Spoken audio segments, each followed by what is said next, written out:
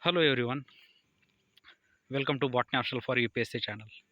Now observe this whole field which is occupied by the single plant.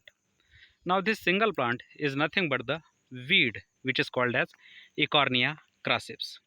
As you can know, as you already know, this plant likes to grow in the water bodies. So there is a large water body here, and in this particular water body, this Eichornia crassus plant is heavily growing, and that is why we call this plant as a weed plant, right? It's an aquatic weed, and this plant has this ability because of its vegetative structure, which is called as the offset.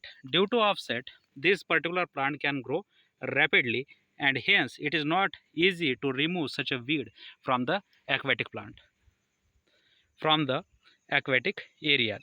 Now what is the problem with this particular weed is that it soaks up all of the oxygen which is there in the water body, and in a response all of the aquatic creatures or aquatic animals, they cannot breathe in such a water, and hence the whole ecosystem is get damaged.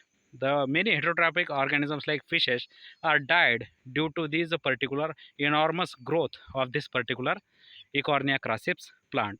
In English, it is called as water hyacinth, and it is also known as the terror of Bengal, because many water bodies which are regularly used by the humans for the transportation purpose are blocked by such a heavy growth of this particular plant called as Eichornia crassips. Okay, so this plant can be utilized as an example of the aquatic weed plant in the UPSC mains examination.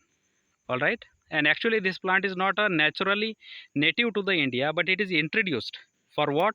For its beautiful flowers and the leaves, but later on it became weed, and now this is quite a problematic plant for the aquatic ecosystem.